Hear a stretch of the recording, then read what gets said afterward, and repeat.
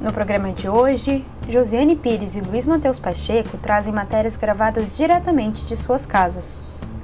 Enquanto Josiane fala sobre a relação entre o isolamento social e a educação, Luiz Matheus alerta sobre a exposição excessiva das crianças às telas. Já a psicóloga Bruna Chábarum traz uma psicodica muito especial, referente a uma data importante. E Neymar Gil continua com o seu cordel de emoções, falando sobre a alegria. Gabriela Marques questiona: você tem vergonha dos seus problemas? E, para encerrar, uma matéria muito especial dos apoiadores da Exatos Contabilidade, trazendo mais informações sobre o imposto de renda. Confira! Oi pessoal, como vai? Tudo bem? Vim conversar um pouquinho com vocês hoje sobre educação. Isso mesmo, nesse tempo de pandemia, né, nesse tempo de isolamento social, o assunto da educação brasileira, ela tá muito fluente entre todos, né? Todo mundo conversa um pouquinho sobre educação. Porque não adianta, em 90 e poucos % dos lares brasileiros, ou tem alguém que está estudando, ou tem alguém que dá aula, ou seja, ou tem algum tipo de aluno, seja de séries iniciais, ensino médio, né, faculdade, ou temos professores, né, pessoas que trabalham com a educação. E a educação está muito delicada. Bom, estamos todos nós agora, nesse momento, nos vendo um pouquinho mais domésticos, ou seja, em casa. E isso pode perturbar um pouco. Por quê? Porque culturalmente nós somos construídos e nós construímos uma personalidade para fazer uma divisão de papéis, né? Ser um no âmbito profissional, ser um no âmbito pessoal, ser um nas relações socioculturais, né? A gente costuma dividir um pouquinho esses papéis na personalidade. E agora, todos esses papéis de personalidade estão no mesmo ambiente, pois estamos estudando, trabalhando e convivendo com a nossa família, tudo no mesmo ambiente que é a nossa casa, que é o nosso lar. Bom, claro, que bom que estamos nos cuidando a nós e aos outros e permanecendo então a salvo em casa, né? Porém, realmente é muito confuso e muito perturbador estudar de casa para quem não está acostumado. Algumas coisas importantes que a gente tem que lembrar é que aceitar que as aulas não são iguais, não são iguais às aulas presenciais e talvez daqui para frente também nem continuem iguais, né? Por quê? Porque se a gente pegar um pouquinho assim da educação, principalmente de séries iniciais até o ensino médio, da rede municipal, né, da rede pública de estado, assim, até então ainda era muito controlado e por vezes até mesmo proibido o uso de tecnologias, por exemplo, o uso de celular, né, o acesso à internet nas escolas. Daqui para frente, né, daqui a algum tempo, quando passar então esse pico maior de isolamento, será que a gente vai conseguir controlar os nossos jovens com esse uso de celular? Por quê? Porque agora eles estão se vendo, tendo que estudar através da tela de um computador, através da tela do celular. A tecnologia agora, podemos dizer que está jogando ao nosso favor. Não vai ter como romper isso depois, né? Não vai ter como a gente retroceder. Então, a educação vai ter que ser um pouquinho repensada quanto ao acesso à internet, quanto ao uso da tecnologia. Vamos precisar aceitar que precisamos da tecnologia. A criança, o jovem, até mesmo o adulto, assim, quando vai para a escola, ele vai para um ambiente dele, muito dele, né? E agora ele não tem esse ambiente, ele tá dentro de casa. E lá, tu não vê, assim, se ele não fez o tema por acaso, ou se ele tá com dificuldade de fazer uma tarefa, o pai e a mãe não estão lá na porta da sala de aula dizendo: ô fulaninho, tu já terminou? Tu já fez? Não, né? Mas em casa tem o pai e a mãe. Então também a importância desses pais, como eu disse anteriormente, lembrarem que não são os professores e aliviarem um pouquinho nessa cobrança. Deixa o jovem, a criança ali ter a autonomia para fazer as suas tarefas. Eles já sabem. Eles sabem o dia que eles têm que entregar, eles sabem mais ou menos como eles têm que fazer, eles sabem que eles podem contar com o professor que de algum jeito vai se tornar disponível do outro lado da tela. Então deixar que eles criem uma autonomia de estudo até mesmo no EAD, já que os pais não estão sempre dentro da escola. E isso é outra coisa interessante que a gente pode começar a pensar daqui para frente, não é mesmo? Se os pais antes tinham um certo distanciamento das escolas, que às vezes assim, alguns, vamos falar bem a verdade, deixavam o seu filho lá e buscavam só no final do dia, uma coisa assim de 7 da manhã às 6 da tarde, quem sabe agora, né, vendo o quanto o seu filho estuda, quanto o seu filho produz, o quanto o seu filho é inteligente e engajado, os pais não fiquem mais perto da escola. Até mesmo por outro fator. A educação agora, ela tá então confusa, né? Como é que passar o conteúdo para o aluno, como é que passar atividades para os alunos. De novo, vai da educação infantil até graduação, pós-graduação, mestrado, enfim. Vamos lembrar que a educação também está aprendendo e nesse aprendizado é fundamental conversar, dialogar. Os professores ouvirem os seus alunos, alunos ouvirem os seus professores, os professores ouvirem pais, pais ouvirem seus filhos e os professores, enfim, toda uma equipe que dialoga para que fique melhor e mais confortável. Agora, no momento de isolamento e também daqui para frente, não é mesmo? Se a escola antes era um lugar que visava muita igualdade, quem sabe agora a gente não possa olhar também para equidade. É preciso lembrar também nesse tempo de isolamento que há jovens, principalmente crianças, que não têm acesso ainda à internet, a meios eletrônicos, aparelhos eletrônicos, né? Então, que olhar a escola vai ter para esse aluno, né? Como é que ele vai ser avaliado? Quem sabe também, num repensar da educação, esses assuntos mais pragmáticos que são ensinados durante o ano, não vão precisar também ser mais avaliados de uma forma mais branda, não é mesmo?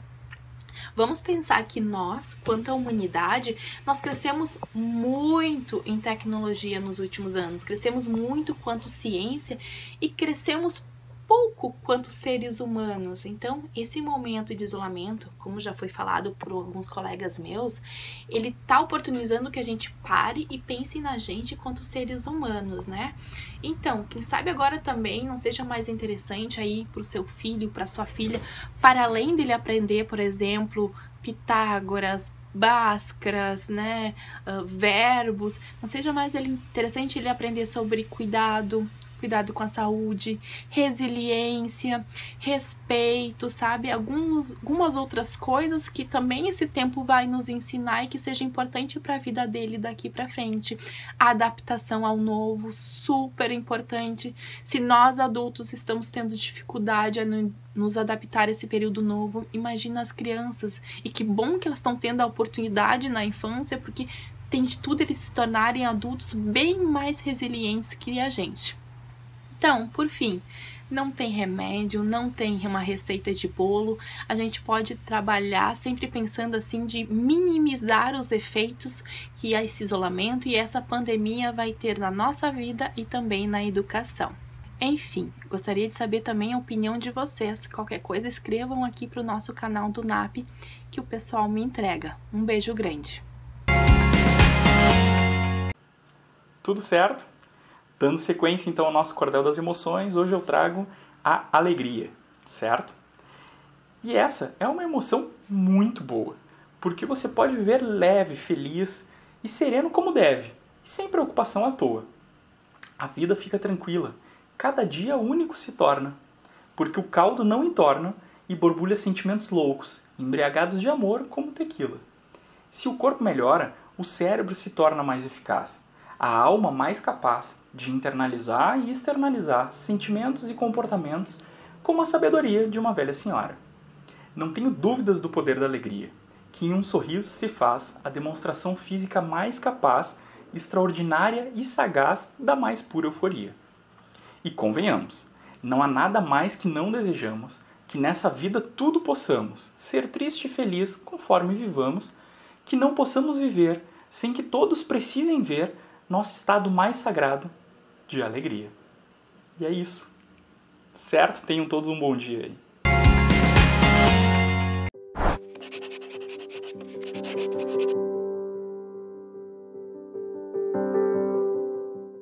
Oi, eu sou a psicóloga Bruna Chábaro e a minha psicodica de hoje ela é em alusão ao dia 18 de maio, que é o Dia Nacional da Luta Antimanicomial, e eu convido vocês então a assistirem o filme Nice, O Coração da Loucura.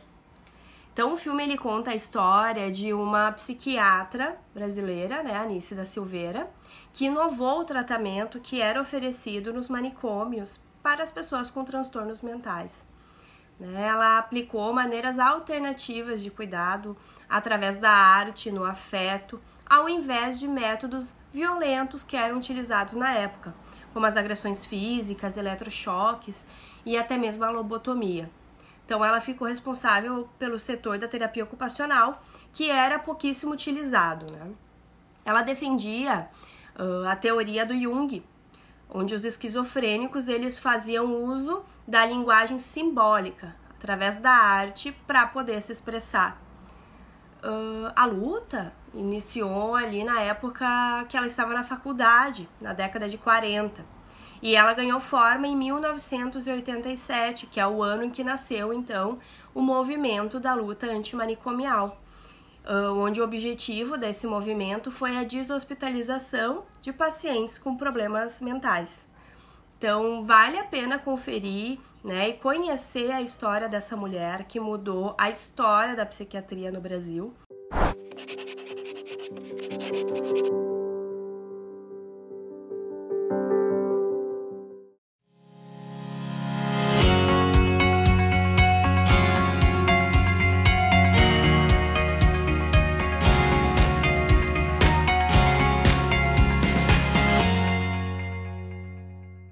A Exatos começou de um sonho de poder ser um diferencial por onde eu passava. E foi assim que ela surgiu, trabalhando na Prefeitura de Estância Velha, onde o senhor Ivo Jacinto Baumgratz me convidou para fazer a contabilidade dele. E hoje, 30 anos depois, temos nossa nova sede em Estância Velha, com 1.800 metros quadrados, para atender nossos 600 clientes em toda a região. Convido você a conhecer a Exatos. 30 anos apoiando o empresário da região. Cursão do Fabão desde 1993, formando alunos e preparando pessoas para o mercado de trabalho. Top of Mind no segmento de cursos preparatórios desde 2016, o Cursão do Fabão conta hoje com 10 aulas para aulas particulares e cursos para pequenos grupos com até 30 pessoas. Há 25 anos preparando para a prova do Liberato, também oferece cursos para o Enem, vestibular e concursos públicos. Tudo em um ambiente moderno e acolhedor com os mais qualificados profissionais. O NAP, Núcleo de Atendimento Psicológico, é um serviço voltado para a psicologia e também para as áreas de quiropraxia, nutrição, terapia ocupacional, psiquiatria, psicopedagogia, palestras e cursos com profissionais capacitados e diferentes estilos de atendimento, pois cada um de nossos pacientes é único e merece ser tratado dessa forma. Aqui você encontra os mais modernos tratamentos que o mercado oferece, uma plataforma inovadora de realidade virtual para fobias, ansiedades e transtornos. O NAP oferece ainda convênio para empresas e o Clínica Escola.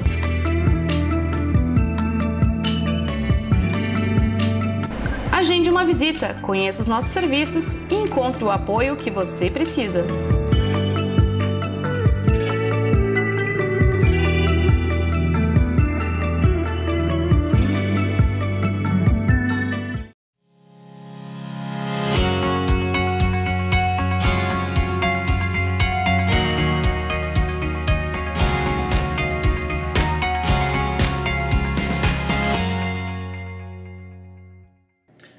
Oi pessoal, hoje eu quero falar com vocês que têm filhos pequenos e que estão aí com as crianças dentro de casa, nesse momento de isolamento social, né, que a pandemia tem impondo pra gente. Bom, como anda a sua rotina aí? Que tipo de atividades você tem oferecido para o seu filho ou para essa criança conhecida, né, que fica aí na sua companhia? Eu chamo a atenção para isso porque no ano passado, mais especificamente no final, ali em novembro, saiu uma publicação numa revista americana que chama JAMA Pediatrics, que fala sobre o uso de telas para crianças pequenas. E essa revista associou aí o maior uso de telas a uma redução da matéria branca do cérebro. O que isso significa? A matéria branca do cérebro ela é composta principalmente por axônios. O que são esses axônios? São as conexões, os rabinhos, digamos assim, dos neurônios que fazem esse trabalho justamente de conectar diferentes partes do cérebro. Ou seja, o que essa pesquisa tem apontado é algo que pode ser lido como uma redução de conexões em crianças que utilizam telas em grande quantidade. Em outras palavras, a gente pode estar falando aqui de dano cerebral, uma vez que dano cerebral é algo que pode ocorrer ou por algo que danifica propriamente o cérebro, ou por algo que não permite o desenvolvimento desse cérebro. Então eu quero chamar bastante atenção para vocês, para que a gente possa estar pensando aí em outras estratégias. Quem sabe estratégias que possam aproximar mais aí a família, que possam desenvolver outros tipos de estímulo, que não unicamente esse, né, do excesso de luz, de cores, de som. Quer dizer, que outras formas de estímulo, ou quem sabe de afeto, você pode oferecer aí para o seu filho. Já pensou em como pode ser divertido passar esse tempo junto? Talvez retomar algum jogo aí da sua infância, né? Enfim, que faz tempo que você não joga, que possa ensinar para o seu filho. É claro que a gente pode pensar que talvez isso não precise se estender para 24 horas, né? Quer dizer, todo pai, toda mãe também precisa de uma folguinha, mas que bom que possa lançar mão, talvez, de outros recursos para essa folguinha, pensando aí no desenvolvimento, na saúde mental e também emocional do seu filho, tá bom? Então fica a dica aí para vocês. Tenho vergonha dos meus problemas. E agora, como vou à psicóloga? Gente, hoje gostaria de conversar sobre um assunto que pode parecer banal, mas na verdade acontece muito frequentemente. Muitas pessoas têm vergonha de buscar a ajuda de um profissional da psicologia por pensar que seus problemas são banais ou o que o profissional vai pensar do que ela tem a dizer. E eu gostaria de comentar com vocês que nós estamos realmente preparados para ouvir tudo aquilo que o paciente tem a dizer, independente do nível de sofrimento, independente do assunto que se trata, mas para o profissional da psicologia sempre o mais importante vai ser o que o paciente tem para nos dizer, né? Então, não existe certo ou errado, em nenhum momento você vai ser julgado, você não precisa ter vergonha do que você vai nos falar, porque nós estudamos para isso, nós nos preparamos para isso e sempre o importante vai ser poder ajudar o paciente a se sentir melhor, a reduzir o seu sofrimento, a entender qual é o motivo dessa queixa, desse conflito. Às vezes, as pessoas não querem falar alguma coisa ou ficam com receio de falar por medo do que a psicóloga vai pensar sobre aquele assunto. E esse é um dos motivos que nós, psicólogos, procuramos preservar um pouco as nossas questões pessoais. Nós mantemos, geralmente, mantemos o nosso perfil pessoal do Instagram, por exemplo, fechado. Por quê? Para as nossas vivências, as nossas experiências pessoais não influenciarem o nosso paciente. Como assim? Assim.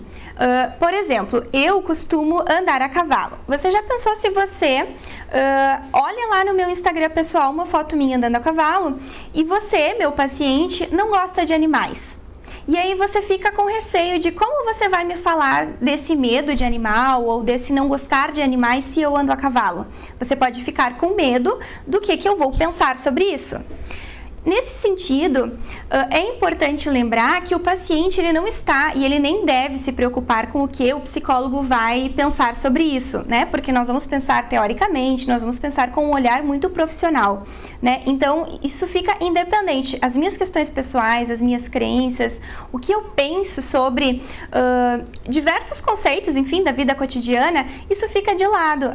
O importante é sempre eu trabalhar a partir da perspectiva do paciente. Então, por isso é importante eu preservar as minhas questões pessoais, né? Para isso não atrapalhar a nossa relação terapêutica.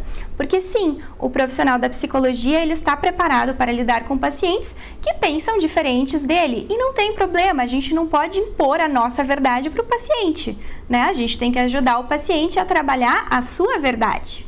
Então, gostaria de deixar esta reflexão. De que forma você vê os seus problemas? Você tem vergonha de falar sobre eles? Você consegue dividir com uma amiga o que você está sentindo? Você consegue falar para o seu marido, para a sua esposa o que você está sentindo? Se você está incomodado aí com as suas questões, vem aqui para o NAP, nós estamos preparados e dispostos a lhe acolher e lhe ajudar da medida que for possível para você ter uma vida um pouquinho mais saudável. Olá pessoal, tudo bem? Sou Gabriel da Exatos Contabilidade e hoje eu estou aqui para conversar com você sobre o imposto de renda. Esse ano ele está com um prazo um pouco maior, estendido, né, devido à pandemia do coronavírus. Portanto, as declarações elas devem ser entregues até 30/6, 30 de junho. Né? E quem está obrigado a declarar? São aquelas pessoas que tiveram rendimentos tributáveis acima de R$ 28.559,70 no ano de 2019. Além disso, aqueles que tiveram rendimentos isentos ou tributáveis na fonte que, somando, passaram de 40 mil, também estão obrigados a declarar. Para aquelas pessoas que têm bens ou posse e que, no ano de 2019, somados, passam de 300 mil, também estão obrigados a declarar. E, além disso, nós temos os casos das pessoas com atividades rurais. Aí eu vou olhar até minha colinha aqui. Porque para essas pessoas, quem teve um valor superior a R$ 142.798,50, vamos arredondar aí para R$ 142.800, estão obrigados a declarar o Imposto de Renda 2019. Além desses fatores, também é obrigado a declaração do Imposto de Renda 2019 para aqueles que passaram a residir no Brasil no ano passado. Além disso, quem teve vendas com ganhos de capital ou ainda quem optou pela isenção deste ganho também são obrigados a declarar o imposto de renda. E basicamente esse ano as coisas ficaram muito parecidas com o ano passado, houveram poucas mudanças.